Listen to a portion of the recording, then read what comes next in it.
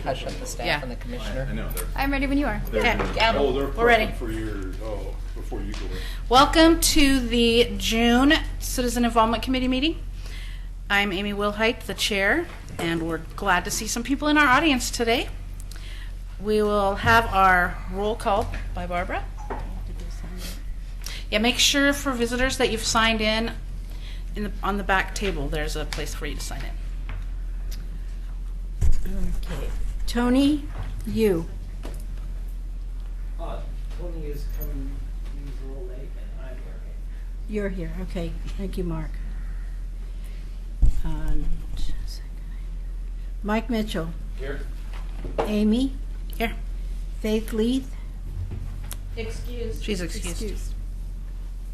Joyce Gifford. Here.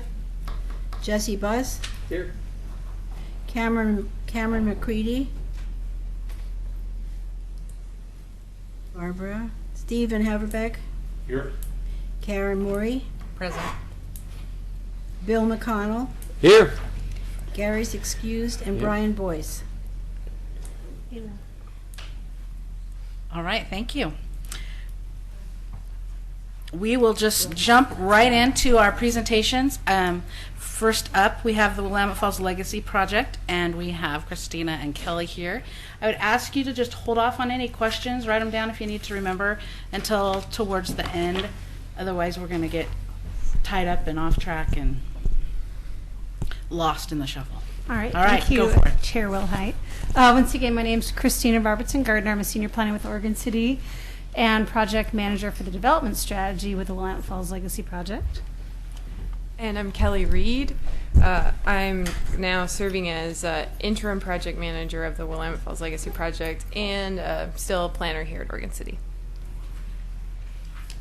So tonight we'd like to give you some new information, kind of remind everybody where we've come from, and as always, Kelly and I are here to answer any of your questions. It's been a while since we've been at the CIC, so we're just really excited to get this group up to date. And like the role of the CIC, we hope that what you can do is listen tonight and help pass this information on to your neighborhood associations. This is a complicated project, and so you can do a great job of helping to distill this information. And then, as always, if anybody has any specific questions, feel free to bring them back to Kelly and myself. And actually, our email is the best way to get a hold of us, and you can get access to that on our website for Oregon City. For Oregon City. So, just real briefly, the Willamette Falls Legacy Project is made up of 4 government entities: Oregon City, Clackamas County, Metro, and the state of Oregon. This is a great photo from last year when we took the governor out on a site tour.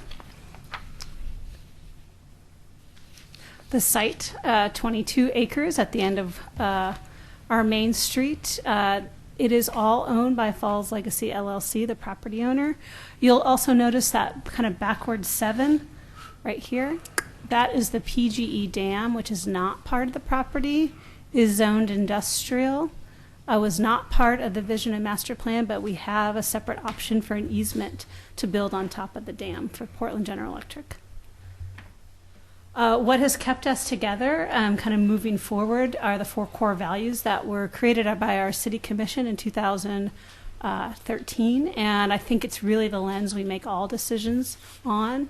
If we have a project that is not supporting the 4 core values or definitely detracts in one of the 4, we have to, as a community and as staff, stop to really look and see is that decision, how does it relate to those 4 core values? And once again, I think you can read it, but it's public access, historical and cultural interpretation, economic redevelopment, and healthy habitat.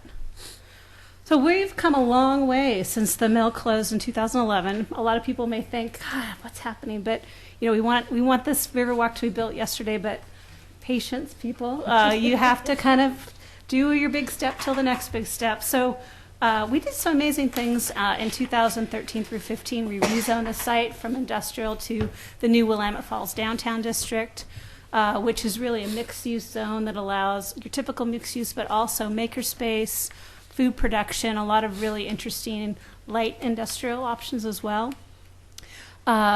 We also, through the master plan, made sure that we are going to bring back the historic street grid. You'll notice the 3rd and 4th and Main Streets are back on that. To meet that lens of the cultural and historic interpretation, we looked at which buildings had the best opportunity for rehab. And the 4 that had the best, Mill O, number 4 Paper Machine, D, Ink, and Holly, were identified as and the master plan required by the owners, as well as keeping the Woolen Mill Foundation. The other 52 odd buildings are up to the owner to determine which will be adaptive reuse and which will be demolished for new construction. We identified the areas that are in the flood overlay district, which you'll see in green. We also identified generally this line on a map, which we called the Riverwalk. We'll come back to that. But right now, the Riverwalk legally exists as a line on a map, which is not very inspiring. And we're working to improve that. What we also see is the areas in light yellow are generally identified for redevelopment. The areas in green are in the flood overlay. Kind of in this corner near the dam, there's a platform that's about 60 feet in height. And there's some opportunity for potential economic development on top. But this is a really complicated area, which we identified here and just had special development area open space. So this is the most complicated area of the site. If you look at the topography, everything looks flat from up above, but underneath that basalt is just falling away till the time you get all the way down to this corner. You just have a very complicated site with platforms, basements, sub-basements, all interconnected together. So let's see. What also happened in 2015, which was very exciting, or excuse me, 14, was the property owner, Falls Legacy LLC, headed by George Heigerken, gave an easement to the public for the design and construction of the Riverwalk. And this is a very technical document, but I wanted to kind of show you to understand. There's an easement on the whole property, but generally about 120 or 150, 120 feet from high water line, plus out to the clarifier, is kind of the general design easement area, which gives the public a little bit more authority in the design. Once you leave kind of this area, it was always understood that the Riverwalk would be predominantly along the shoreline, but it didn't say that the Riverwalk was only along the shoreline. So the understanding is this easement will help the public work with the owner to determine the final alignment of the Riverwalk, and then there'll be a final easement written up. So some of these areas in the easement may turn into economic development. And there may be portions outside the easement may turn into the Riverwalk. So this is, when you do public-private negotiations, you got to start with something, and this was the something that we used to start. I'm going to hand it over to Kelly, who's going to talk about the kind of the work we've been doing in this front end in the beginning of the Riverwalk design. Thank you. We get a lot of questions about how the tribes are involved in this project, and we have identified 5 tribes that have historic ties to the falls, and those are Grand Ronde, Siletz, Umatilla, Yakima, and Warm Springs. And in addition to those 5 tribes that we want to work with on kind of a government-to-government level to their tribal councils, we recognize that there are a lot of other everyday folks that have tribal backgrounds and are really interested in the project, and so we're looking to engage them as well. And in order to do that, we have been working with folks with the state and at Metro, and we've decided that the best way to really have conversations with the tribes is to form a tribal board. And so we've asked each of those 5 tribes to send kind of representatives, and we would meet regularly with that group, keep them up to speed on the designs and really learn how we can make sure that we respect their stories, how we can really improve habitat for lamprey and salmon that are crucial for these tribes, both culturally and economically, and how we can integrate into the design of the Riverwalk, things that can actually improve lamprey harvest and other things for the tribe. So one example, we went on a tour with members of 4 different tribes last week. They're members of the Columbia River Intertribal Fish Commission, and they we're out on the dance floor with them, and they're pointing out all sorts of places where they harvest lamprey, and then kind of traditional plants that they collect and harvest as well that are kind of growing among the ruins of the PGE dam. And one of them told me about he's researching lamprey harvest at night in the dark because they're more active at night.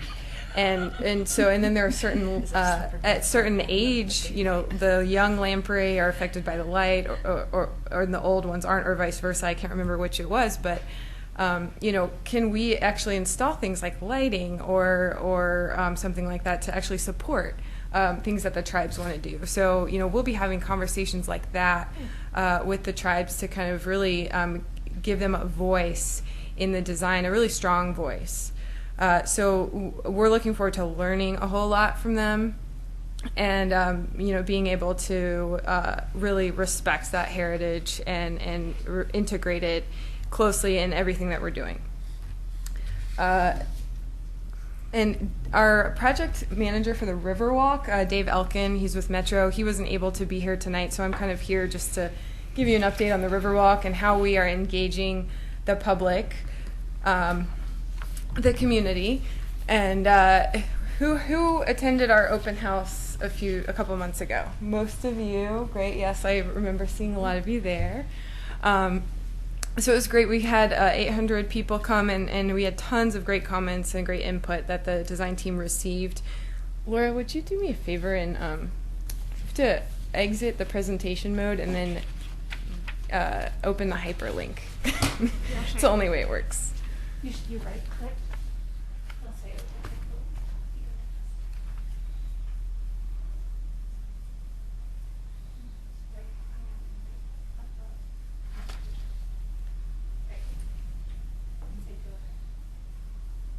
Technology wasn't working very well earlier today, but we have a back shortcut.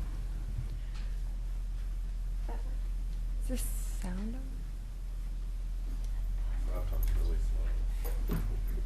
I like the way they translate it. Number of strings into bars. Clackamas County, one of our partners, had their media folks there, and they did a nice little clip on their public access channel. It's less than 2 minutes, so we will make you guys sit through it. Allow us to watch this wonderful. Well, it is public access television. Which is absolute Kelly. Kelly, I don't think this. It's buffering. This computer's super slow.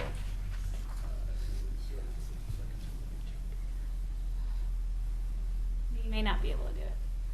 While they're pulling that up, one of the agenda items tonight is public comments for things that are not on the agenda. So if anyone in the audience has a comment that they would like to make on something that's not on the agenda, there are comment cards in the back that you'll need to fill out and hand to Laura. So while we're having this little technology check, thought I'll make that public announcement.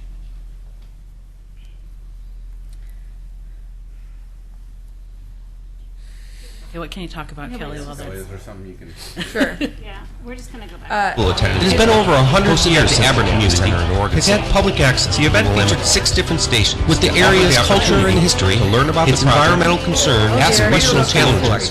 This project has gathered a lot of interest. It passed along sound you generations are now hearing only the beginning of this project. It has Well, I'm shortly involved gone with image-based announcement. but ultimately allowed people the Riverwalk to talk direct access design team members. The public needs Meyer Reed, Snowhead. Your input is valuable. It has been over 100 years since the community has had public access to the Willamette Farm.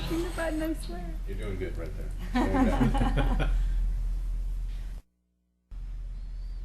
All right. Okay, sorry about that. It's on our Facebook page if you want to watch it at home. We can send the link out to the Yeah, members. sure. That would be this year. great. Perfect. All right, let's do that. did everyone pick up this copy at the back of the room? So this is a summary of the feedback that we received at that open house. So it's really fascinating, and the design team will use this among a lot of other information that they're collecting, technical investigations or knowledge of the site in their design work. Let's move on from that slide.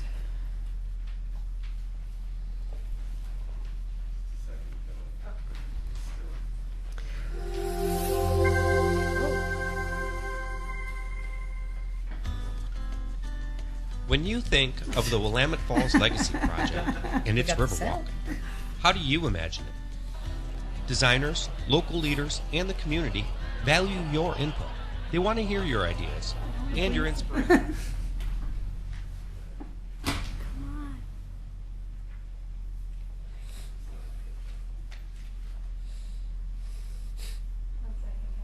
The mouse isn't showing up on the computer. Going on mine. Do you want the video or no? No. Just move on.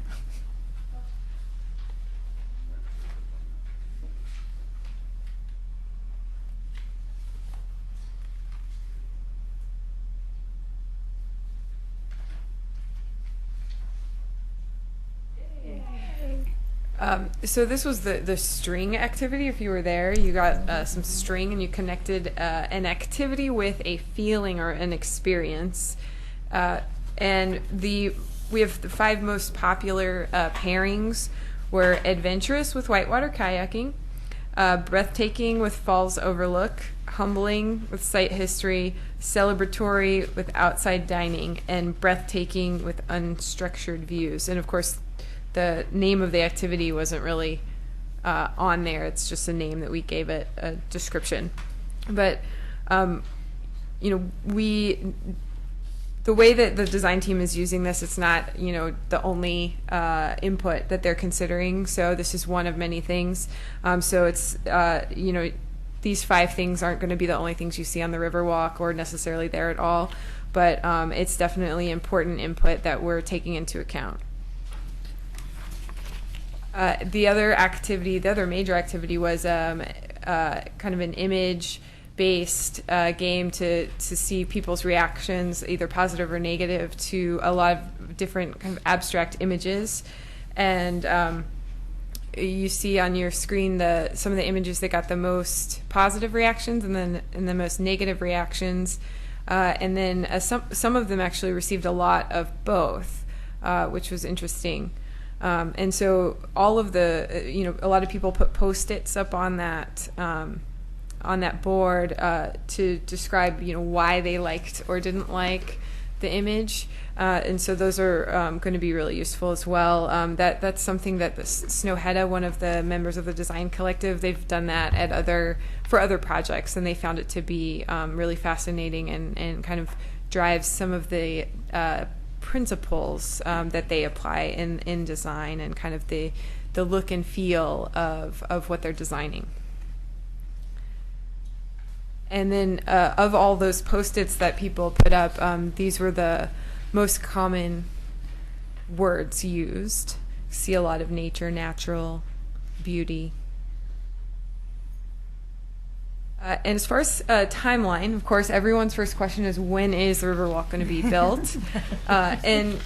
It's a tough question because we know with the complexity of the project and the amount of permitting that's required for in-water activities. We have endangered listed species. We have floodplain conditions. It's really hard to give an exact date. But the timeline is essentially that this spring and summer, I guess you can maybe add 1 season to this timeline. It'll be stretched out slightly longer than this, but spring and summer, we're really determining the experiences and activities on the Riverwalk. And then by the end of the summer, our design team will take all of that and start to put it on paper, and we'll have some conceptual design alternatives for you all to look at by the end of this summer.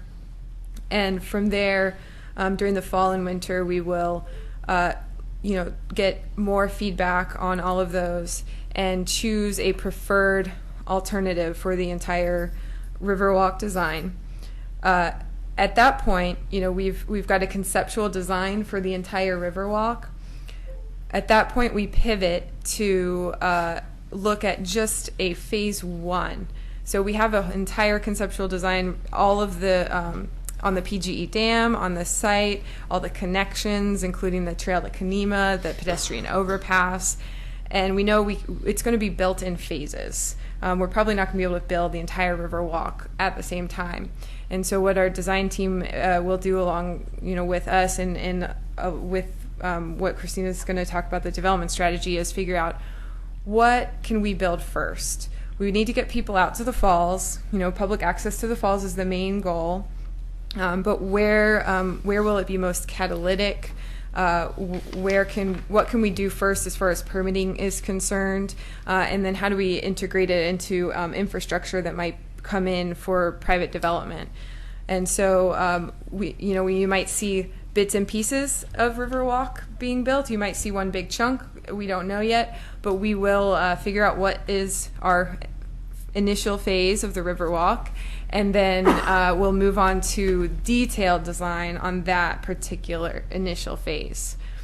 So next year in 2017, you'll see we'll actually be getting into the detail, like that bench goes there and it's made of wood, whereas the previous, the conceptual design is a little bit higher level than that. We won't be selecting necessarily exact materials and dimensions and the height of this wall here, that we're building. After we have schematic design, then we move into engineering and construction documents, which could take it could take 18 months, and then from there, then we can start construction. So, once you add up all those months, we're looking at potentially 3 to 4 years until we can start construction. And, to a lot of people, especially people that we talk to at events or give tours to, that sounds like forever. So if you need a talking point, to when people ask you and people in your neighborhood associations, what's a good answer? You can say we're not sure, 3 to 4 years before we could maybe start construction. But the reason that this is taking, so long is that this project is going to be so significant for Oregon City, and it's going to last the next 150 years. So we need to make sure that we take our time to do it right, because we owe that to the tribes, we owe that to Oregon City community, and we owe that to ourselves. And so if you need a talking point, there you go. And I think we truly believe that on our team. As far as construction and funding, we have about 19 million in hand right now for that phase 1, first phase of the Riverwalk.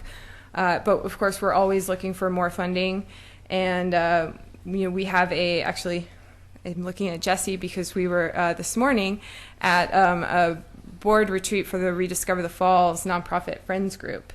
And that group has its 501c3 and will be beginning to fundraise later this year. And of course, we're continuously looking for other sources of funding at the federal level, state level, so that we can build on that 19 million that we've raised so far, and be able to build phase 2, 3, and 4, maybe 5. I'm just making up phase at this point, of the Riverwalk sooner rather than, in 15, 20 years.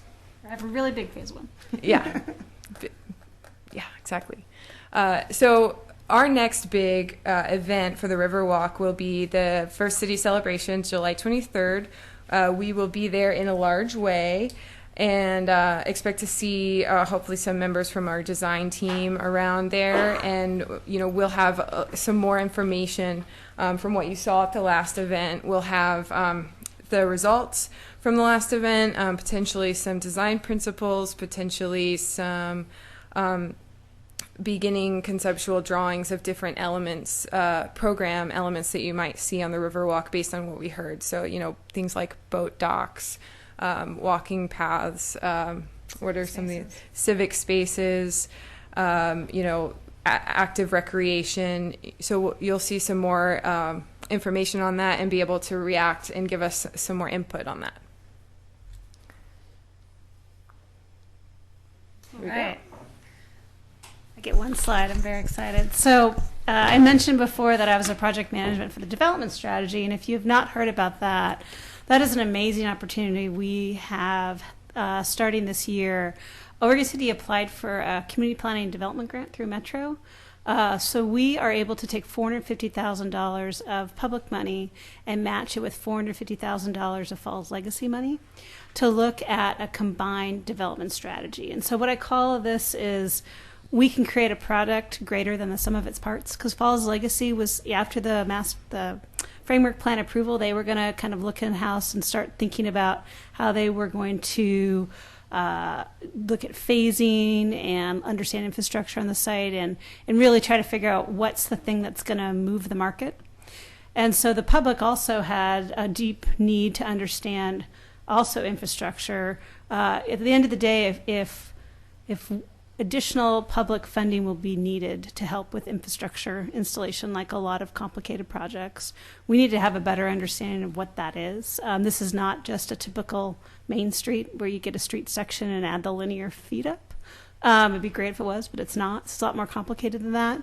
And so that was very important for us, to really understand that public infrastructure cost. Phasing, as you all know, the most exciting part of the site is at the very end where there's no to little infrastructure. And so how do you do a phased infrastructure that is catalytic, and really that first phase can fundamentally transform the market? And so you kind of this is a little laundry list of the different things that are going to happen. But when we're done with the development strategy, we'll have a lot like the vision and master plan. We'll have a development strategy report that will be adopted by resolution by Oregon City, and that goes a long way as we move forward for federal grants to have all the public's approval on that. Will also be anything that's kind of in the public realm that needs to be further refined for the vision and master plan. Probably our goal is to have it go in with the Riverwalk through the master plan refinement process. We'll be looking at building assessments or test cases. I like to call them, we're testing the market, we're testing our understanding of infrastructure. We will probably not be choosing those till later in the process. So I'm going to give you examples that are hypothetical right now. But let's say together Falls Legacy and the city may choose to look at what an adaptive reuse building would cost. So we might just pick a building and say, what would it cost to turn this into an office space building? We'll maybe take what's a 4-story new construction mixed-use building cost? What about a public-private parking garage? Where would it be, and how big would it be, and how would you build that? Could you build it in phases? We'll look at maybe kind of a more traditional mixed-use or a hospitality or hotel opportunity. So through this process, we'll have these test cases, and I really see them as kind of cube analysis. So when you look at the document in a year from now, the really beautiful page document, you see these buildings. Doesn't mean they're going to be built. It just means this is the test case, so we can explain where that gap in the market is. And maybe there are some uses where there's very little gap, and maybe there are some uses where there is a very big gap. We'll also be doing a parking and transportation management plan. As everyone knows, I think a lot of people are very excited about this project, but are very concerned about how people are going to access the site and how that's going to affect parking downtown in the McLaughlin neighborhood. And I know you're not going to be surprised by this, but there's not a magic bullet. It's a lot of what are all the tools in the toolbox, and how can we use all of them to support a plan where people are getting to the site in many different ways. And so Rick Williams of Rick Williams Consulting, who worked with the city in the 2009 parking update, has been contracted by Oregon City and is doing 2 things as part of the development strategy. One, actually working with Main Street and our urban renewal to do 2 new study days. The last time we did a parking study was '09, and so we're going to take a weekday and a weekend day, and we'll be looking at from 10 a.m. to 7 p.m. because we have such more restaurants that have come into downtown Oregon City. We know not much is going to change from 8 to 10, so we'll have some revise the hours and we'll get new numbers. And what I like about that is we start with good metrics. So we'll have, when we move forward with this process, we'll understand how downtown Oregon City is working in parking, and that will help us with recommendations. We'll be going out to the McLaughlin neighborhood, the Main Street owners. We hope to have public education opportunities with Rick Williams. He really is very approachable and good at explaining kind of what sounds like a very wonky term of transportation demand management, which is basically use all the tools in the toolbox your city has, both public and private. And so we're hoping to, I'm scoping that out right now, which how we can later this summer into the fall engage our community on that. Let's see. I think really the big question is right now the market is not there. If you wanted to get a building permit to build a building on the site, the market is not there to get a loan to build the building and then pay for the infrastructure. So we know that the Riverwalk is going to have a catalytic result. We know it's going to help the market, but we don't think it's going to be the 100% thing. So really trying to understand those first phases of economic development on the owner's side. What is that use that's going to change the market enough? Is it a institutional use? Is it bringing in a new headquarter of a private company, a 100-person company downtown? What is the thing where that person doesn't need to can have a longer rate of return? Doesn't have to have that perfect bank loan, ROI. So that's really, I think, kind of the crux of this development strategy is what are we going to do? As I say, we have these dominoes. We know this site is really about getting all those dominoes in a row so as they fall, we can start changing the market. But what we don't want is to have too much spacing between the dominoes, and then that domino falls flat, and this other domino sits there. So how can we really think about this site and use when's the right time to use public money? How can public money be contingent to bring private money in? And how can we keep those dominoes together in a closer gap so when they do fall, we can start seeing these multiple phases and the Riverwalk comes in and then suddenly projects can pencil. Most importantly, we hired the same design firm that's doing the Riverwalk, both Falls Legacy and Oregon City. And what I really like about that is we have a design firm that is now, a collective that is now thinking about how the Riverwalk can help the development strategy and how the development strategy can help the Riverwalk. And so when we really say it's integrated, it truly is. When we say the Riverwalk generally will be along the shoreline but will not be exclusive, I really see as those fingers of how the Riverwalk can kind of bring people into Main Street and back out again. I think that's really going to be the big bonus we're going to get out of this, having the same design collective. We also will look at interim access. So everyone wants to get on the site. How can we have some small development strategy opportunities, some small development uses? Maybe there is a public realm aspect to the first phase that gets people. Our previous Mayor Doug Neely had a great saying, instead of if we build it, they will come, as if they come, we can build it. So there's an interim, but of course safety is a big piece of that. And most importantly, as we get done, we'll have what we call a public implementation or strategy plan. So how, when, and where public money should be used to further implement the vision. So that's some of those, okay, now that we see the vision, we see the phasing, how and when can public money be used? And that's the crux of the development strategy. And we're really marching down the same path as the Riverwalk design. To the point where we get done, we should have a really strong understanding of the Riverwalk, a strong understanding of the development strategy. In my perfect world, we'd have a phase 1 development application for building that's nestled into the phase 1 schematic design of the Riverwalk. I mean, that would, to me, be the home run of our two projects working together. Let's see. So I'm going to give it back to Kelly. Thank you. So our future work, of course, is the phase 1 of the Riverwalk. Public implementation plan, which is essentially how do we pay for all of this? We'll figure out how much the infrastructure will cost, how much, of course, we're designing a Riverwalk. We'll have cost estimates for that. but a lot of other public spaces, other connections, up to the bluff, to Kanema. And then there are a lot of different funding sources out there. And so how do we match those up in a strategic way to, like Christina said, let those dominoes fall? And then also, operations and maintenance of the Riverwalk is going to be huge. Figuring out, the operations, of course, there should be a lot of programming, a lot of activities, things to do on the Riverwalk. That costs money. It might actually be revenue producing in some ways as well, because you can rent out spaces, you can have vendors. But figuring out all of that and matching up all those funding sources with the uses is kind of how we implement all of this. And we're looking at, like Christina said too, all tools in the toolbox. So we have some local tools, of course, to raise funds from the public sector. We have an urban renewal district, for example. That's one potential tool. But also, there's private funding out there. There's grant funding. We have our nonprofit group that could raise funding, and so.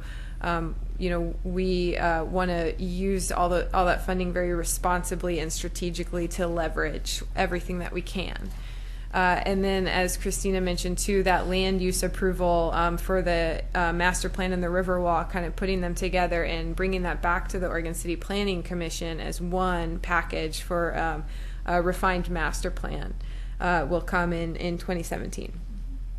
And I think that's our last. Sure, and I just want to do one more thing. The vision and master plan did not require minimum uses for the Falls Legacy. It didn't say you have to have 100,000 square feet of office and 232 units, and that. Some jurisdictions do that. We felt that not understanding the market yet, that was a very danger of the city over regulating something, that finding a solution to a problem we didn't know if that existed or not. So with this refined master plan, don't think of it as a normal master plan where you'd see, okay, these are where all the buildings are going to go, and phase one is going to be this building. We probably, this framework plan is built for be able to pivot when they can, and if block 2 is going to be built, but then block 3 has money that can pivot to block 3. What we need to find out as a public is what are the contingent requirements, and how do we make sure that we have design review for all new construction right now, and all alterations to buildings still go to the Planning Commission, so the quality of the work is still there through our Planning Commission. But this development strategy really is more of a strategy and less of a master plan. And we'll take questions, but also I just want to say, because you are kind of our voices to the neighborhood associations and our ears,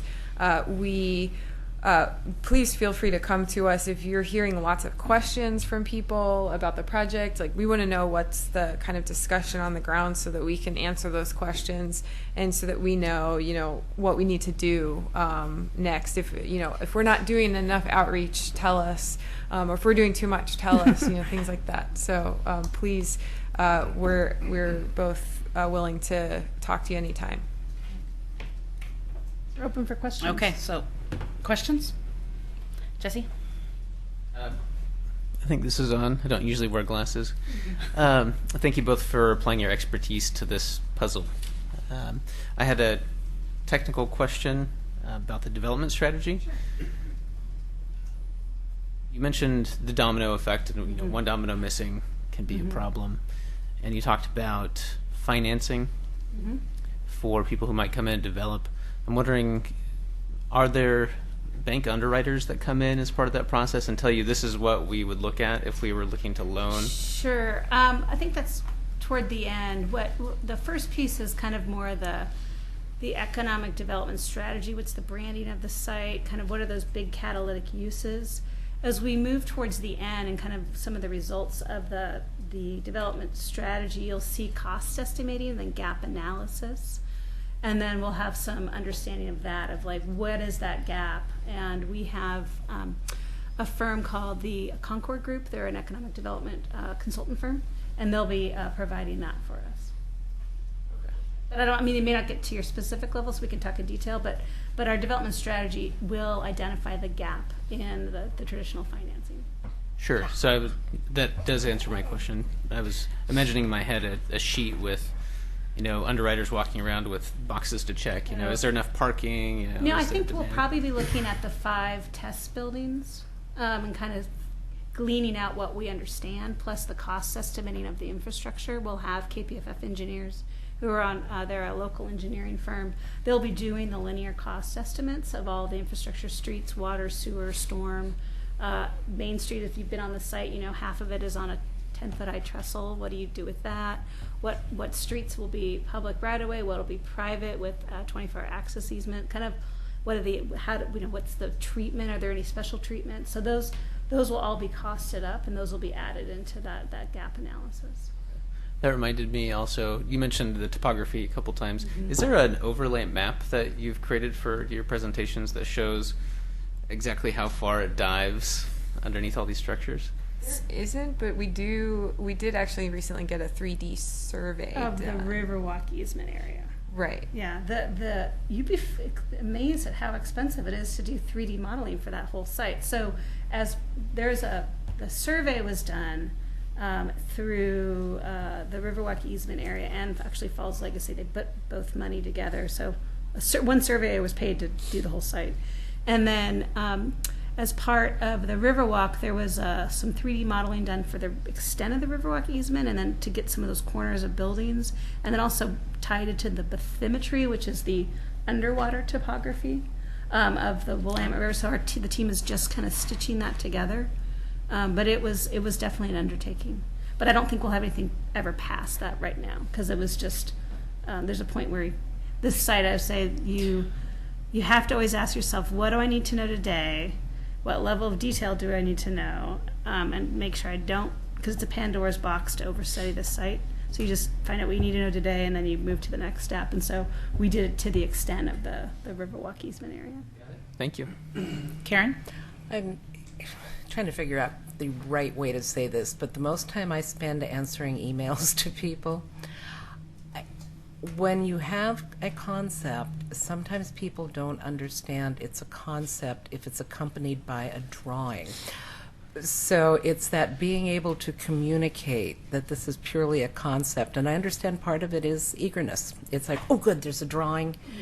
But there's some people waiting for the backhoe to show up tomorrow, and some people waiting to stand in the middle of the road and stop the backhoe.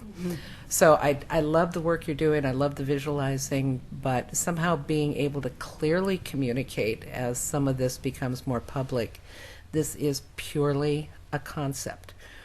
If nothing else, tell them we're putting pterodactyls in or something. Maybe they'll figure it out, I hope. Unless they've watched Jurassic Park too many times. Wow, maybe that's where we put something in to see people read the document. Yeah, it's really interesting when I understand that it's nothing but a concept. Yeah, well, I mean, the concept will gets be some big rises. the concept when we're done. That will be the general alignment and approach. I think just working with our design team and making sure, like when we have our design alternatives in the fall, like a lot of designers, they're throwing some different things up, and it's not like they love all three. It's like, what do you think of this? Push back if you want to. What do you think of this? Push back if you want to. They're designers.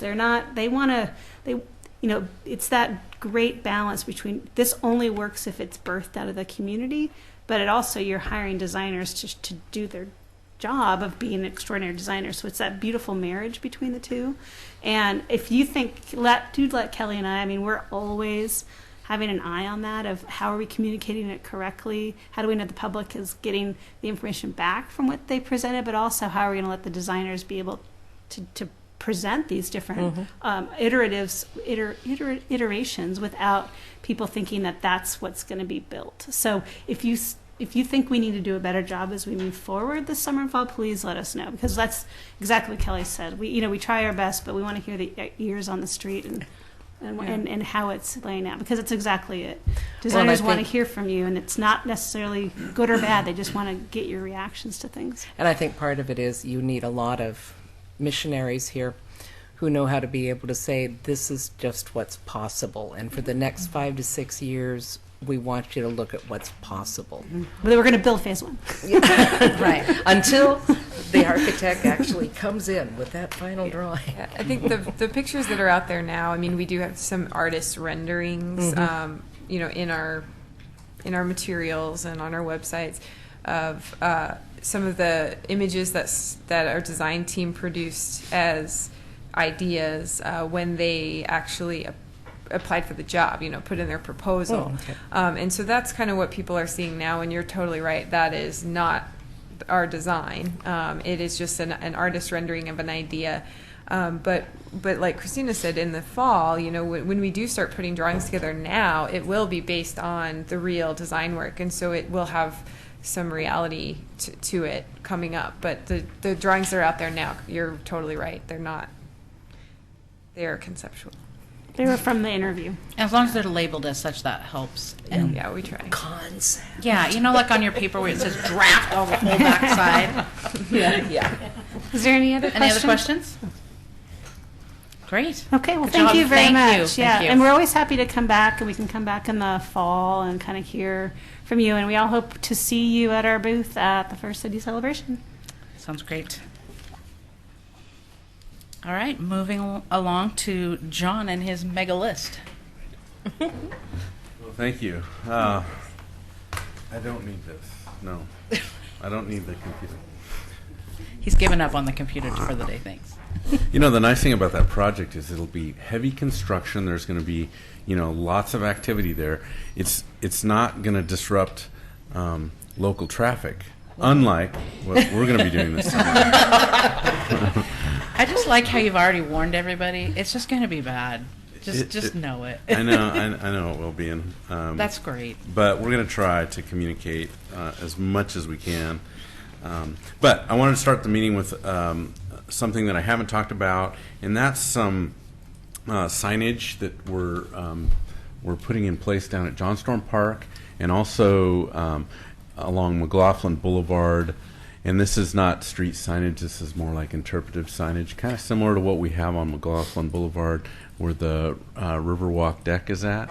There, I don't know if you've been down there lately, but there's some nice signage down there that tells some stories about Oregon City and the area. And Karen, I want to reach out to Karen.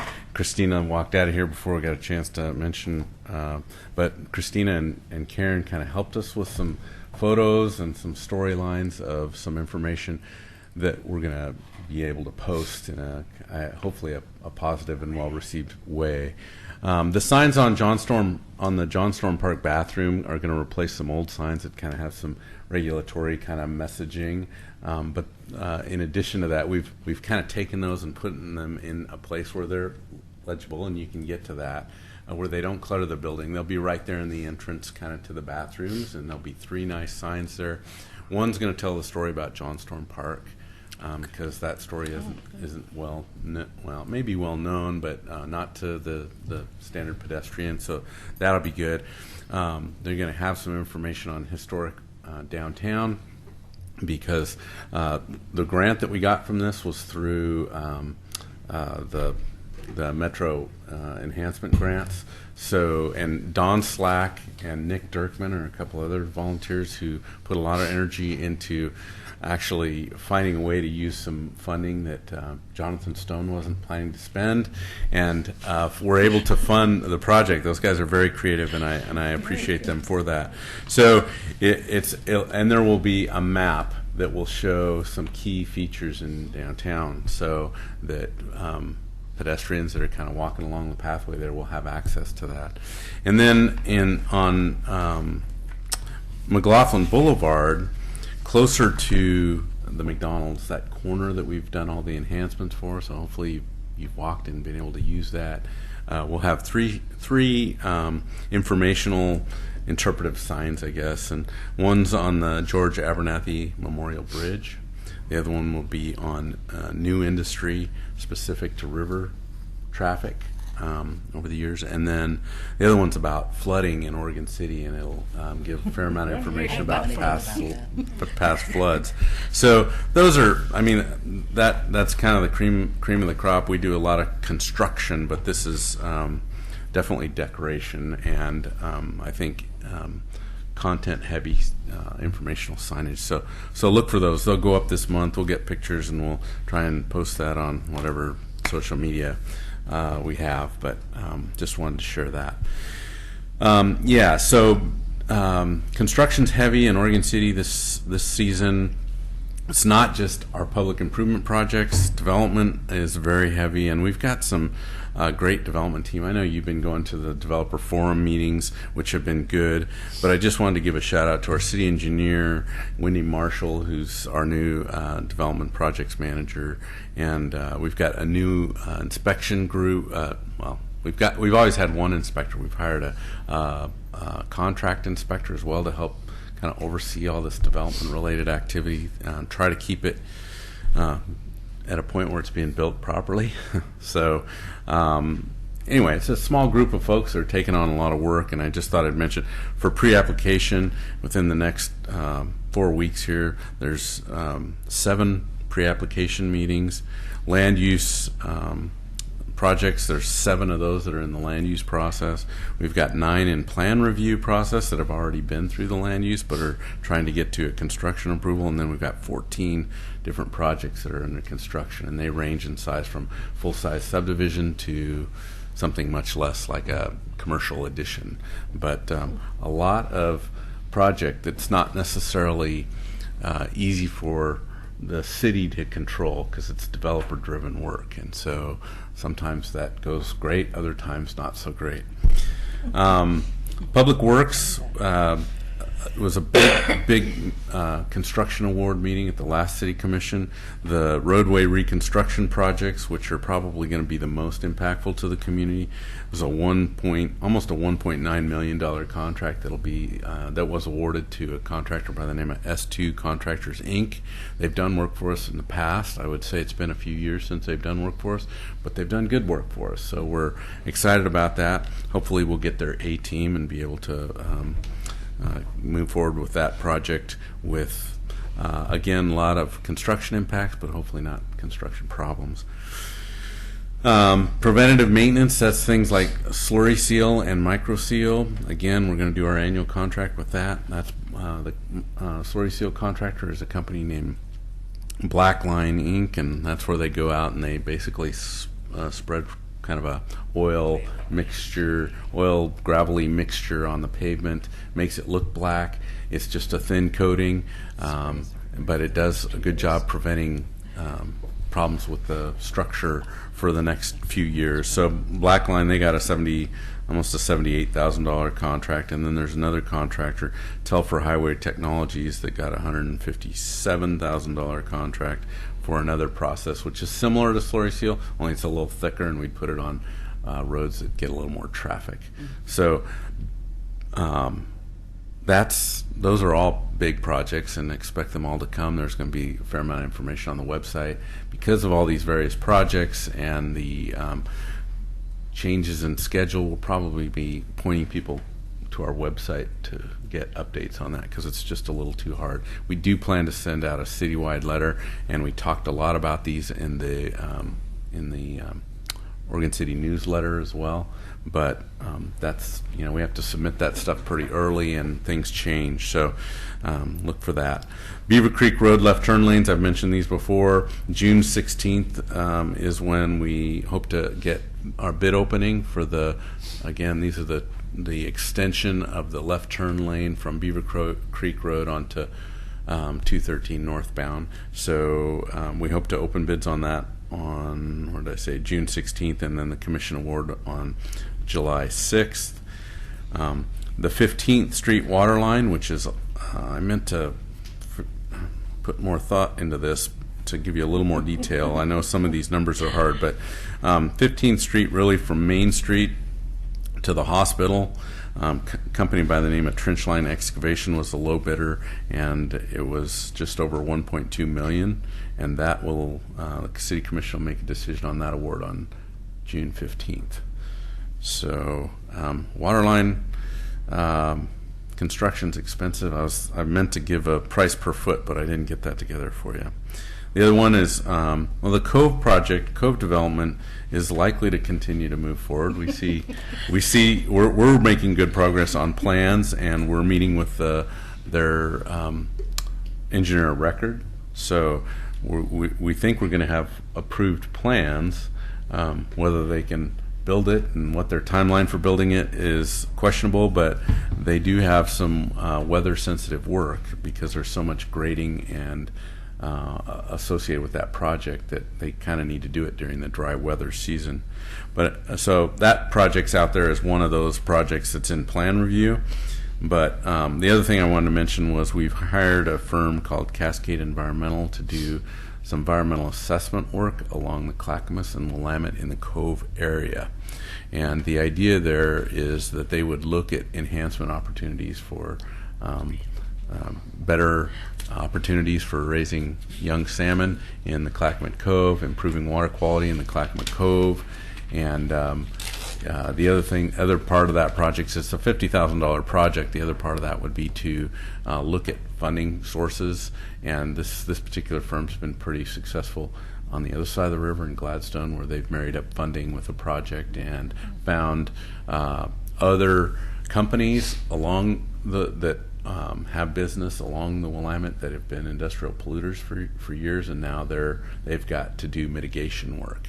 And so some of the work that's in Gladstone that's going on right now is utilizing those mitigation dollars to fix Gladstone's problems, even though the company didn't do any damage in Gladstone. So we're kind of hoping for that same kind of those same kind of solutions and funding options to come forward out of that environmental assessment. The Lynn Avenue sewer moratorium, we just got 90% plans submitted, so we typically look at 30%, 60%, 90%, and then finally approve the 100%. And so we expect that one's a little less certain about when we'll actually award to the City Commission, but we expect construction to start on that towards the end of the summer. So that's another big one. I'm hoping.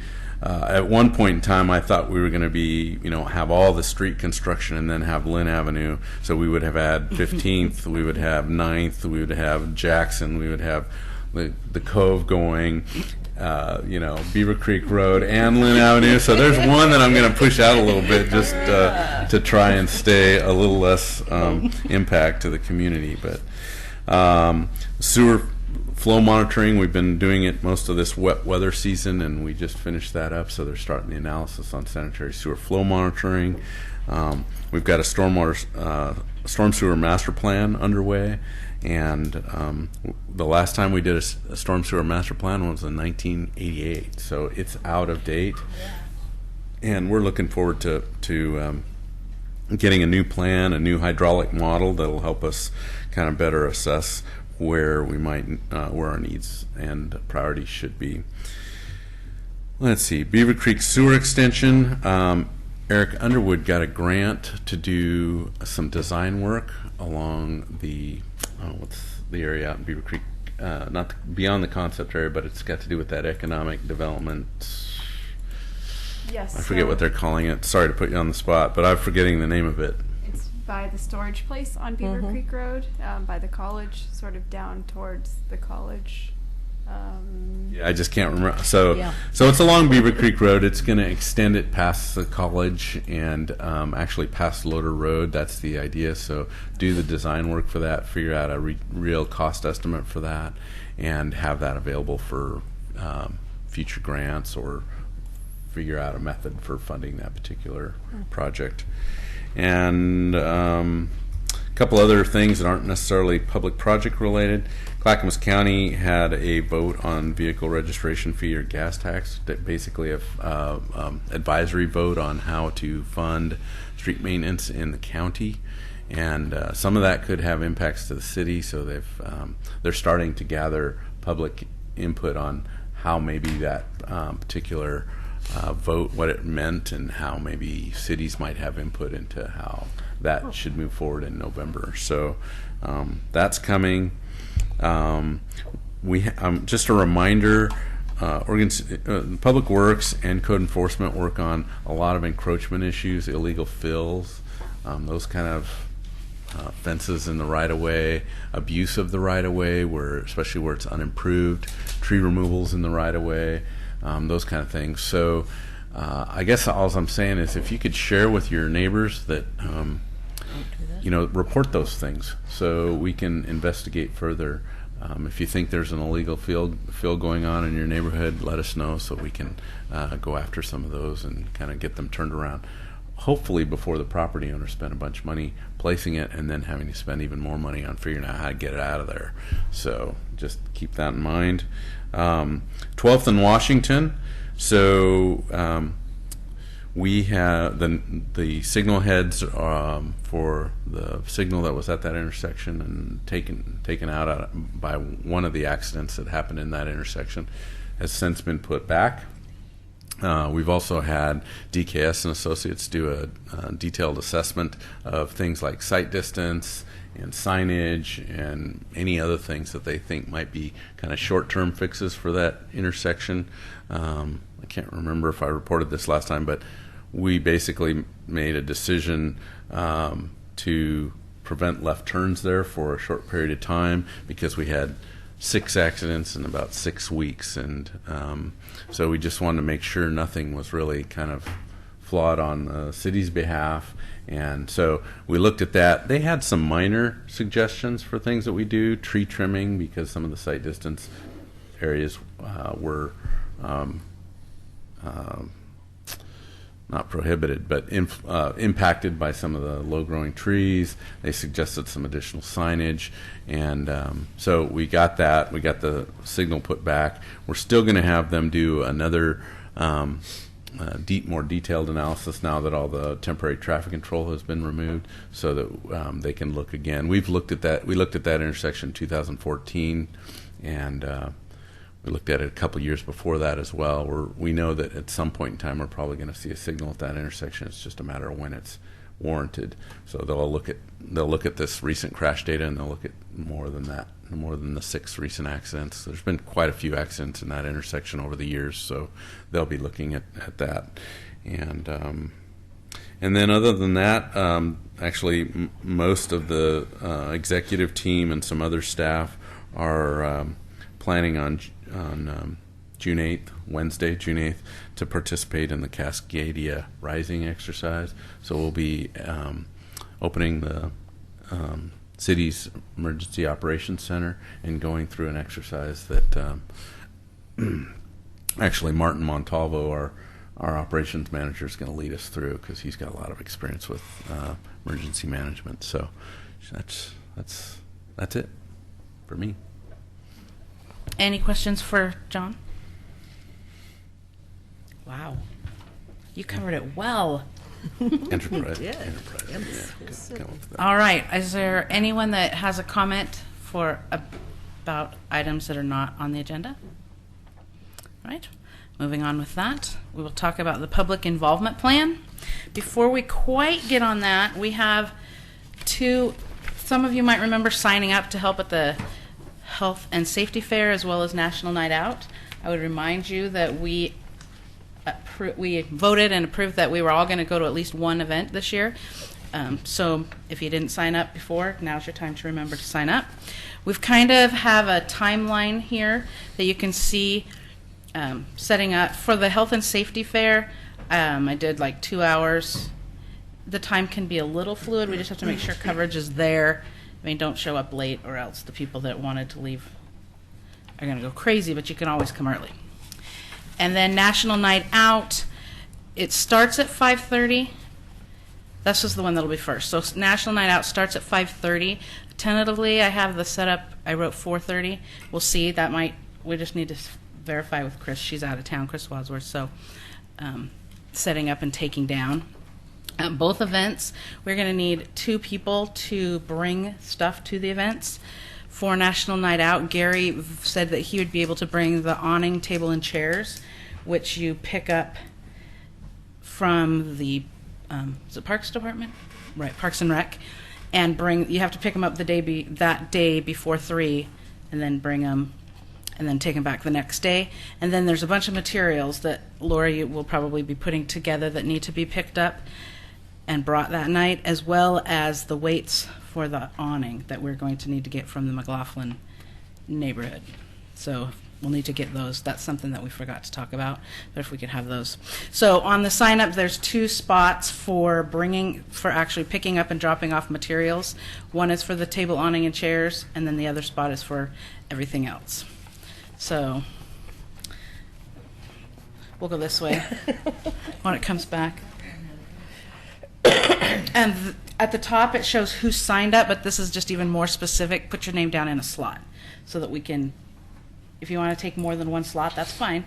So Faith sometimes likes to go for the whole day, so, and that's just perfect. This is just so that we make sure we're covered at the minimums. Okay, Laura, do you want to move on with the other part of the public involvement plan? Thank you. So Laura Turway, Planning Manager for the city.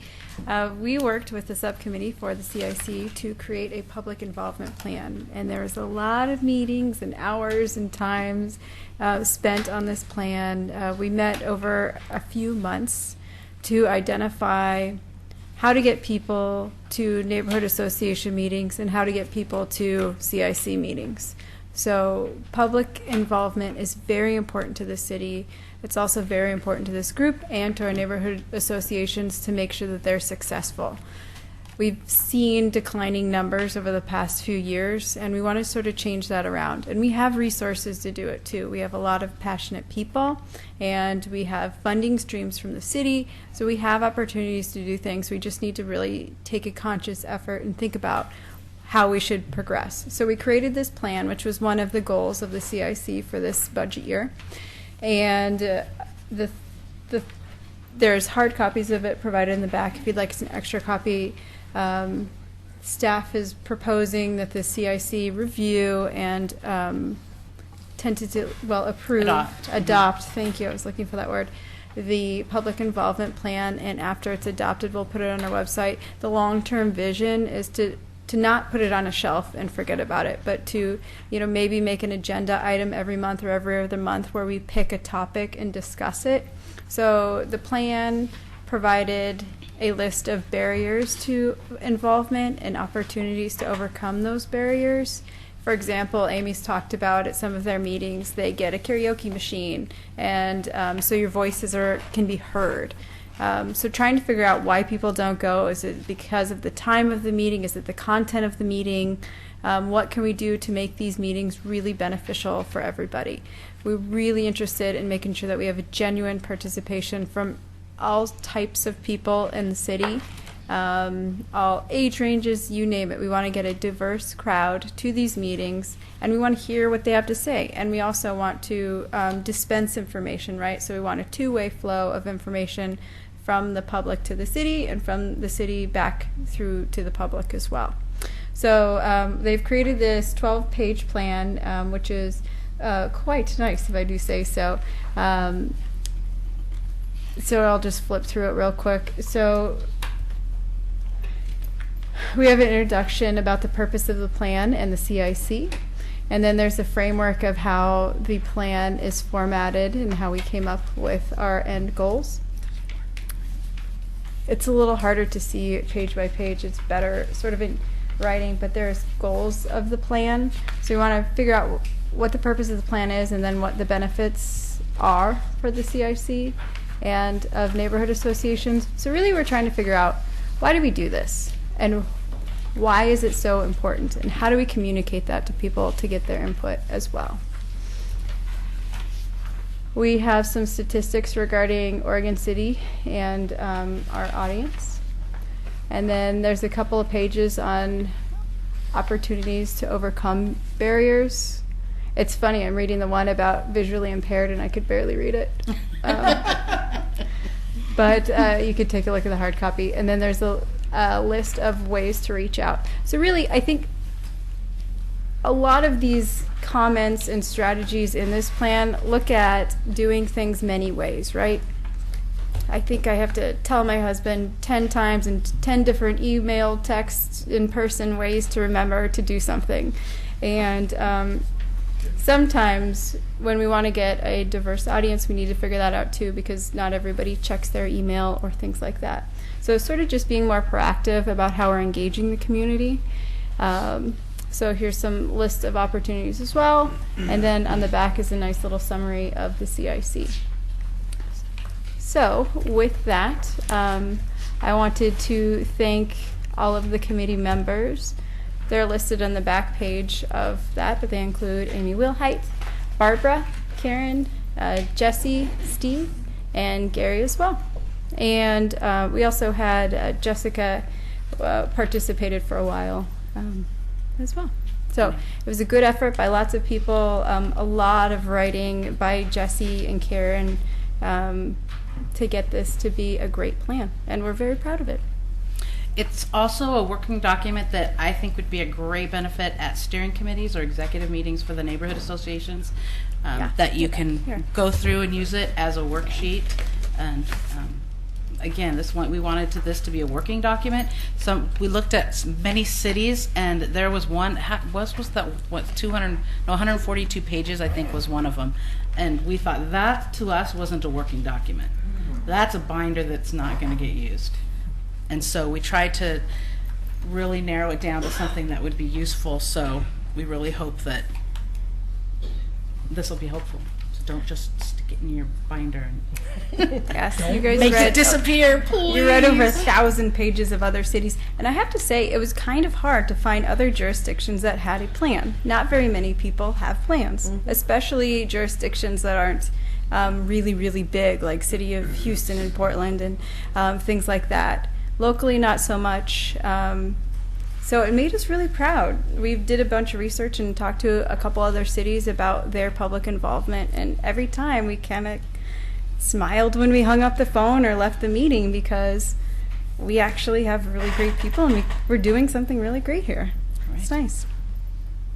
Okay, so we will actually be taking a vote to remind those that are here, if you are the primary, you will be voting. If you are the alternate, you will not be voting unless your primary is not here.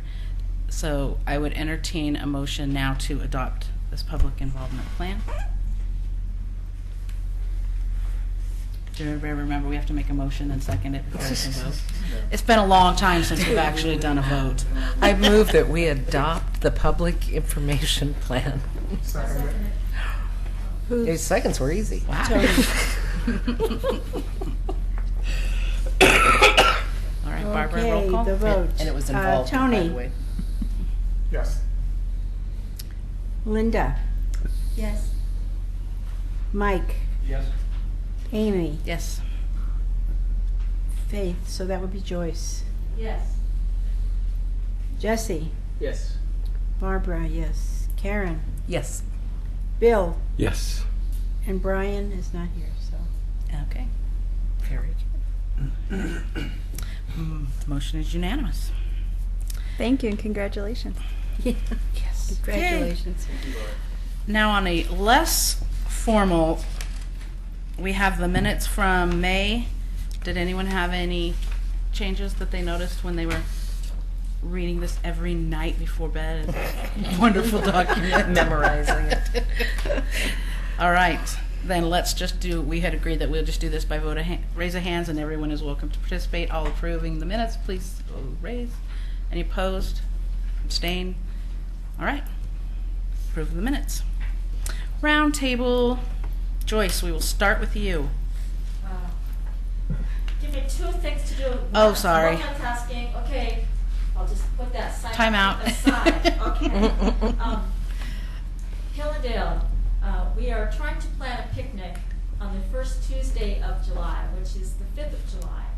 And so Faith Leith has done a lot of work. She's gone around to a lot of businesses in our neighborhood and gotten some fantastic door prizes, by the way. There's a really cool yogurt shop that is now open in Oregon City. So check them out. They had a great sale tonight that we all missed, $2 cups from 5 to 8. But they're giving us a basket. So the Mexican restaurant Casa Extapa has donated an $18 gift card, and there's lots of other prizes that we're going to have. We were hoping to have a picnic where we could provide sandwiches and food for people to come, but those kinds of donations aren't coming in. So I think what we're going to request that people do is bring their own picnics, and we will provide cookies and seeded watermelon for a watermelon seed spitting contest. Can you even buy And those anymore? we have pickleball players coming to demonstrate and give lessons on pickleball playing. So this will be Tuesday, July the 5th at Hillendale Park next to the pickleball courts. And you'll hear more from us What time? regarding this by email.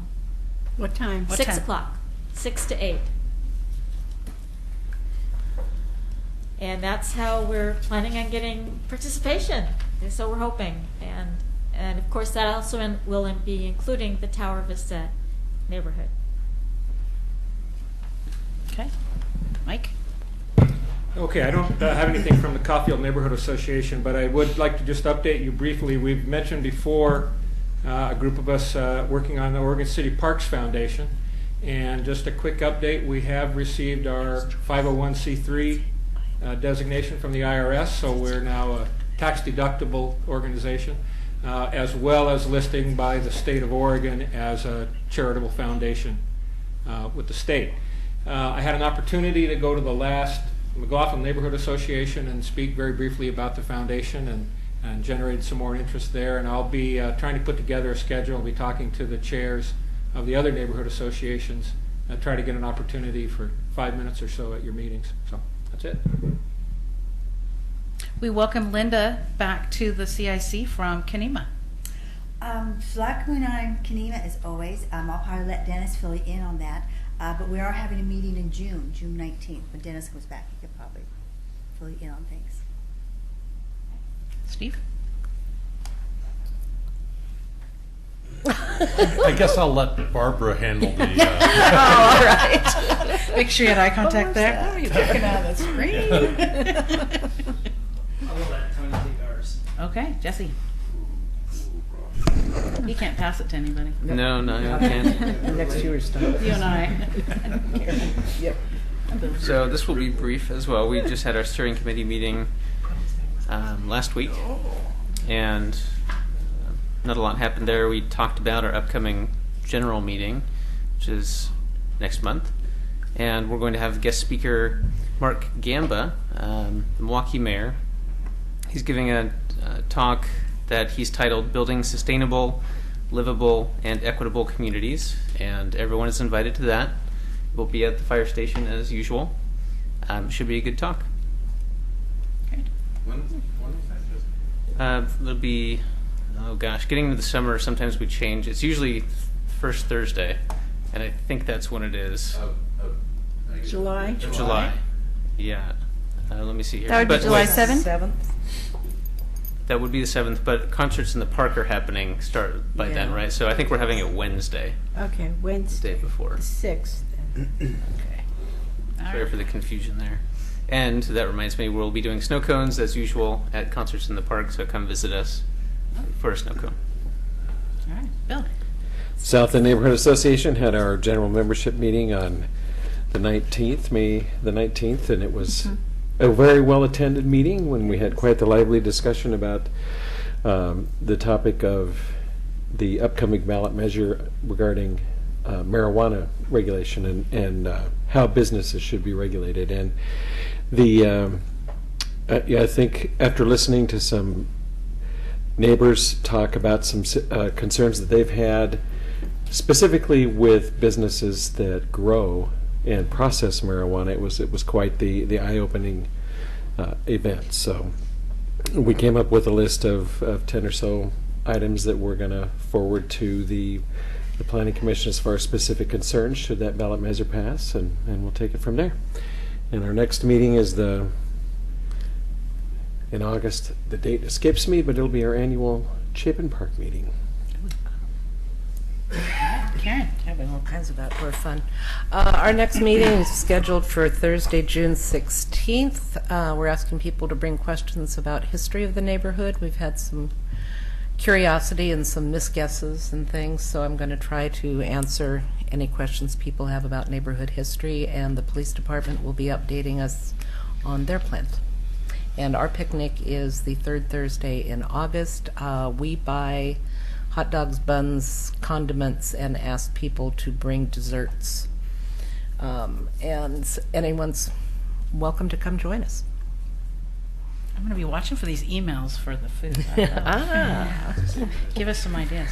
Gaffney Lane will have its next meeting the fourth Thursday in July. I apologize, I left my everything at home, so I think it's the 27th, but First. 21st? Oh, wait, No, sorry, 28th 8th. then. 8th. 28th. We might put together a picnic. We have some money in a bank account that we would like to use that hasn't been used in years, and you have to put $1 in every year to keep your account active, so we're kind of tired On of the edge. remembering. I mean, not that, yeah, we just can't remember. I do need to thank Martin after giving him a hard time of not. We had asked for some signage on First Street. They did a great job of doing some things, and we were sad that one of the signs didn't go up right across from the dance studio. But I drove it the other day, and a sign appeared. So I think that Martin listened. Good. And we really appreciate all that Public Works does for Gaffney Lane. One question I forgot to ask, are we on schedule for moving the telephone pole and aligning the road there by Gaffney Lane School? Is that still happening this summer? I don't believe it's on schedule for this summer, even though we'd hoped to. Part of the deal is we realize there's some right-of-way dedication that we need, or at least access easements. So it's still in the hopper. It's just a lot of things are in the hopper right now, and so that one's probably going to get kicked. Oh, that's sad. Okay. But not for far. Yeah. Not too far. We also need to build a sewer line up there, and yeah, there's some I complexities guess you're to a that little one. busy. Yeah. All right. Thanks, John. You're going to have to forgive him this Yeah, once. I think I'll forgive you this time. Barbara? Park Place neighborhood had their general meeting May 16th. It was very well attended. Over 40 people came. Most people, I did a survey, thanks to Amy's suggestion, and most people responded to this survey that I had. Did you respond to this neighborhood mailing or to an announcement on Nextdoor, or because of a specific issue, or in response to an email notification or reminder, all of which goes on? Most people responded to the neighborhood mailing, and also to the next in line was in response to an email notification or reminder, and then because of a specific issue was popular, and in response to announcements on Nextdoor. But your mailing, that's quite a bit. So, Mhm. yeah, Figure, yeah. very good response to the Mhm. mailing. Yeah. Good to see. So that was good. Let's see what else. We had our elections, and we have one new board member, Greg Stone, who is newly active in the neighborhood. We have another neighbor who is becoming actively involved as well, but he's not on the board, right? Yeah. Actually, I think he's the new principal of the Charter Alliance. Yeah. Oh, that's great. We had speakers, Joe Pagano, the police officer, and we had Beaver Creek, and he really updated us on fireworks and fire protection, fireworks, and all of that kind of thing. Call up and report anything before it happens, if you can. You know, if you see people buying stuff and setting up things in the street, and that's not okay. We also had a speaker from the Beaver Creek Communications, Mr. Orr, and he talked about their Summerfest and all the booths and things they're going to have. And we also had a land use briefed by Chair LaSalle. Steve was going to, or Pete was going to be there, and in his absence, Bob LaSalle reported on many, which is what most of the people came out for. We have like 6 land use issues going on right now.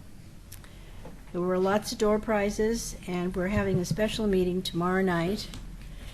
And it is very well attended. Regarding the new annexation that is going through as a result of Senate Bill number, what is it? Something. 1573. 1573. It went into force on March 1st, 2016. The governor signed it. So that it's kind of complicated.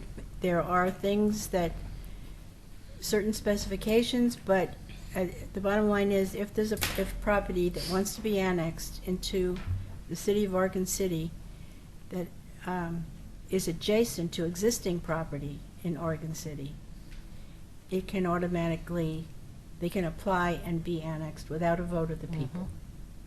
Right, it would just go through Planning Commission and City Commission like it did before. It just, our city charter requires voter approval for annexations. This bill supersedes that. And is a part of a larger horse trade that looked at some equitable housing or affordable housing.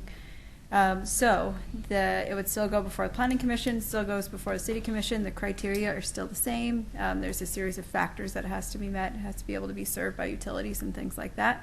And but it no longer goes on the ballot. Right. We suspect that this will be challenged in court, I think, by the League of Oregon Cities as well as the City of Corvallis. It'll take likely a few years to get that figured out in the court system. So at the moment, yes, you can go through Planning Commission and City Commission. We have one application in right now. I was going to say, didn't that, it resurrected one from a couple years ago, right? The Westland Farm. That had already been on a ballot. Yeah, that one.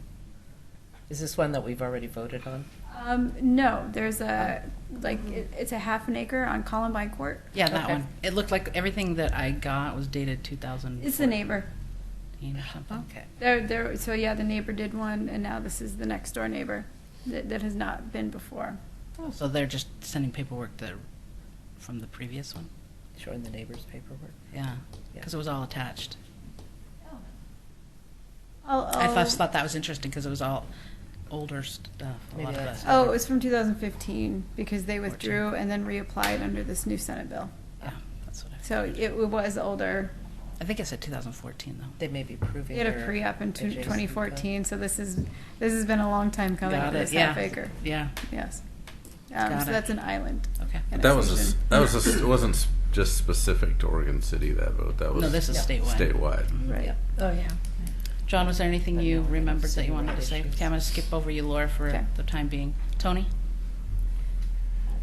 The next Barclay Hills neighborhood meeting will be next month in July, Tuesday. The last one went very well. It was actually better than the previous one in March. We had a police liaison, Officer Wadsworth, address us and tell us what's going on with the city and the police department, and also Janice Morris, who's a member at large, talked about the one of children's memorial, Oh, yeah. for the homeless children. And then our secretary, Shirley Batty, who's here, talked about the origin. Mic on, Tony? No. Okay. It. Yes, it is. No, it just went away. Your light's on. Just be. There you go. Some of them are kind of funny. Can anybody hear me? Not very No. Hello? No? There you go. There. That one talks. So, Oh, hey, Tony! I can hear myself. Join the party. So I'll start over, right? Yeah, you better start over. Okay. So we had our police liaison, Officer Wadsworth, there we go, show up and address us and tell us what's going on with the police department. And Janice Morris, who's one of our members at large, spoke about the Murdered Children's Memorial. And Shelley Batty, our secretary, talked about the Oregon Trail Alliance. So we have a couple of things coming up this summer. The second annual Barclay Hills Neighborhood Association's barbecue, and we're still working on that. We took care of the Earth Day cleanup by cleaning up the island when you're getting to the Barclay Hills. Did a little bit of changes or suggested changes to the current bylaws for Barclay Hills neighborhood. we've been working on it. There's some verbiage in there that we're working on changing. So then our treasurer, Betty Mom, is working on a fundraising campaign for the neighborhood. So maybe I'll talk to you later about that, Amy, with the whole bank stuff. But so far, so good in the neighborhood. The new park is coming in. I think it's being worked on also by the Clackamas Community. Oregon City High School. Oregon City High School students, yeah. So far they've been doing a great job, and I believe by maybe sometime this summer it should be open. So, yeah. Well, thanks. If I could say something, if you mentioned Shelley did the bicycle loop. The Trail Alliance, yeah. The Trail Alliance, okay, yeah. That was it. That's all. I didn't know if he mentioned that, but she did a good presentation on the bike trail. So. Joyce, did you have? One of the hazards of going first is that you forget things.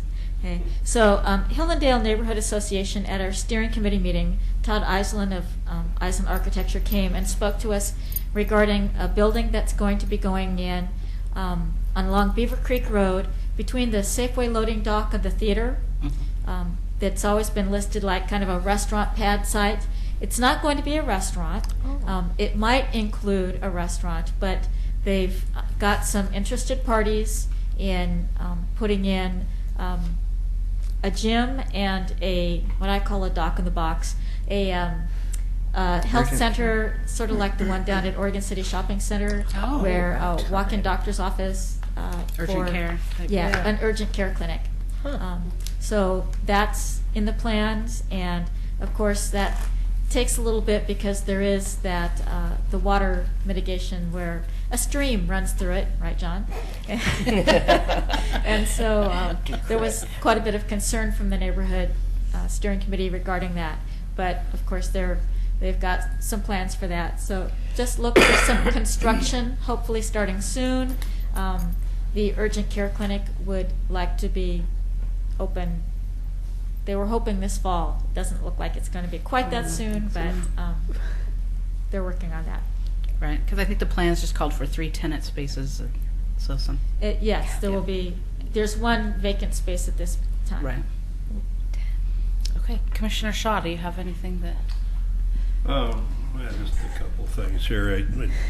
With Tony sitting next to me, I probably say something about this, but I don't know how many of you had the opportunity to go to the Memorial Day service on Monday up at the Mountain View Cemetery. Another great program there. They do that every year. It's a wonderful program, and it's in your neighborhood and stuff. So that was great. And then and the playground, that's being done by the Oregon City High School construction class, and the instructor for that is retiring. We do hope that we find another individual to continue that on. That has been such a asset for us, for Oregon City, all the work that they've done in the parks in this area. And so we're trying our best to make that program continue. And that's all I've got. That would be great. All right. Laura? All right.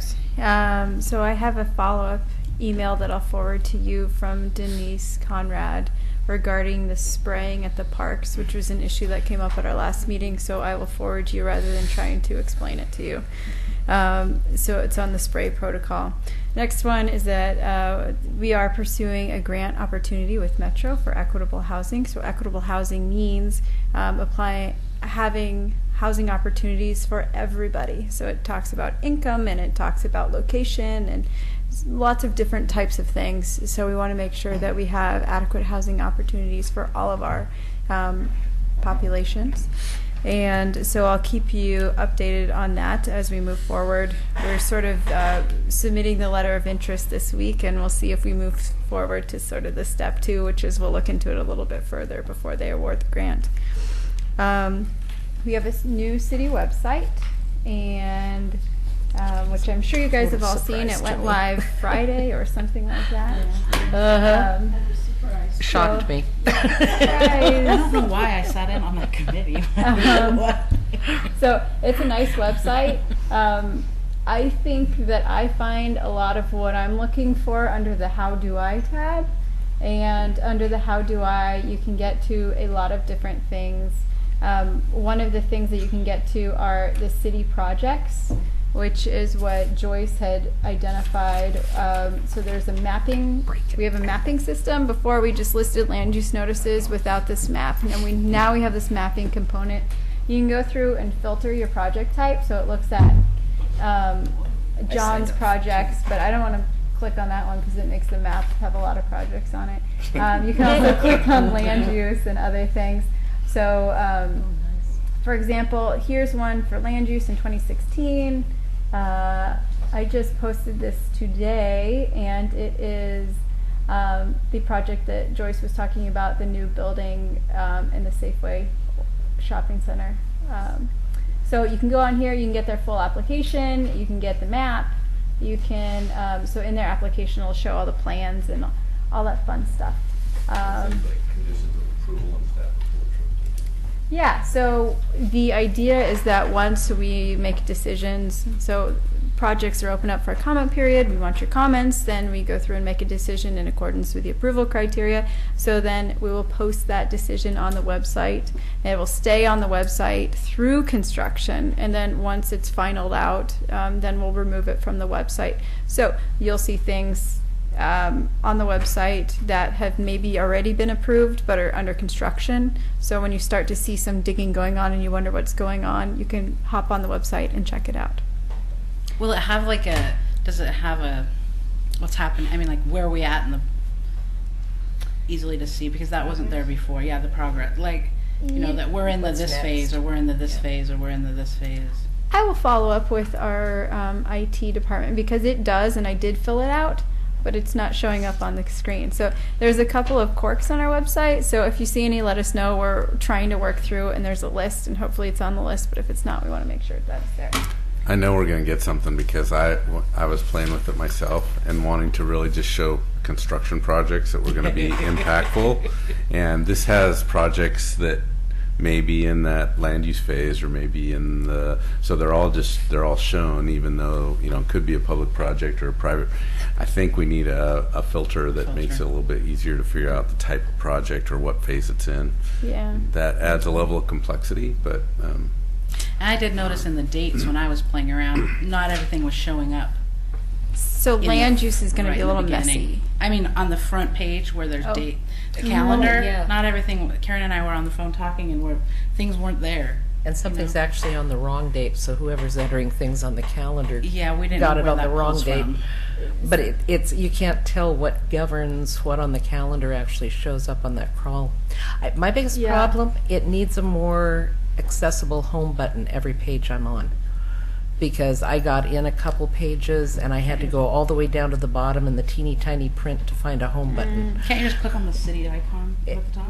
one thing that I like, the feedback button is on every page. Yeah. So I don't know who has to read those. Do they but it's really not want to me, know so all leave that? some Give feedback. Yeah.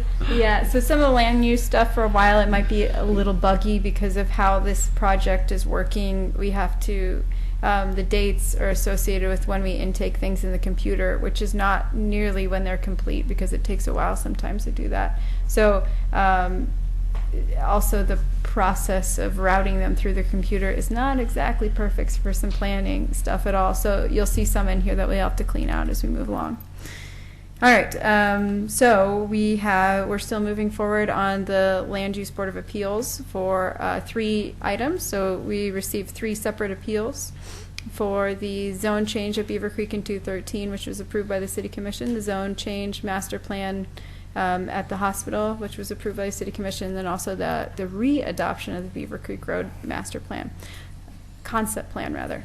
So those are all 3 going on right now. We'll keep you updated on how those proceed. Marijuana, our 3rd poll closed for marijuana on Friday. You may be interested in a City Commission work session that's happening on Wednesday, where we'll have the OLCC people come and talk about their processing, how they process and license recreational marijuana. It's really interesting, actually, sort of the level of detail of They look at everything, so they're not content neutral in their sign code like we are. You know, how cartoony the images are on the front of the packages, or to make sure that they're not too oriented towards kids and they're not like gummy bears or things like that. So it's very interesting. And then they also have a full set of regulations for, you know, separations from schools and things like that. So that'll be an interesting work session if you want to attend either online or in person. It's actually on Tuesday, I think, Laura. Tuesday. Yeah. Tomorrow? Wednesday is Natural Resource Committee. So either way, you Tomorrow. have a meeting. Tomorrow. Tomorrow, yes. So it is Same tomorrow. night as Barbara's meeting. But earlier, it's first on the agenda, so it'll be at 5:30, I think, because Pete is speaking at both. So it should be right before if you want to do a double Yeah, meeting. That's one thing that I forgot, though.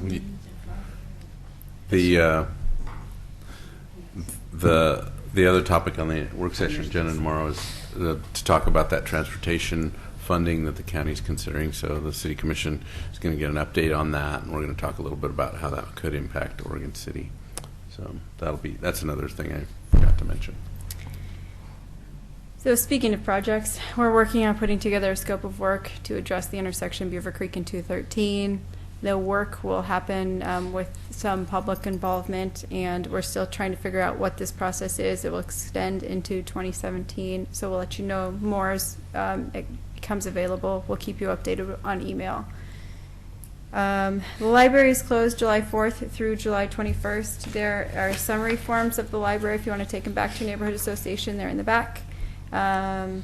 So they'll be moving into their new space, so congratulations to them. So they'll be completely out of the Carnegie by July 13th, and they'll be opened up as a new library on July 21st. Next is that we have our new maps for our public events. So there's 2 maps right here. It's new technology. So they're very clear, as opposed to last time there was kind of a printed fuzzy thing. They're supposed to be very ink resistant, so you can sort of write on them, and they should go very well at National Night Out and any other public event. So I have them here. Would the group prefer that I keep them at the neighborhood association office in the fire station, so you guys can just take them as needed to your meetings? It's or not easy to access. And things disappear, so I would rather it didn't go there. All right, so I'll keep it in the planning division office, which is up at 221 Malala Avenue. If anyone would like to use it, please feel free. And then the last thing is that our next meeting is the 4th of July. And So no, we're not having a meeting. so it's going to be a really long I one. think we planned ahead. So our next meeting will actually be August 1st, since we'll be canceling July. That's it. Okay. The little ticker that's going across the screen right now should say Wesley Lynn, the final count on that ballot, according to Karen, which according to Final the figures from final the Elections figures, Department. 4,270 yes, 4,273 no. So it went down by 3 votes. There were 871 undervotes, so remember, your vote counts. That is That the is the result. recount. Yeah. That is That is the official final figures as of today. Okay. And with that,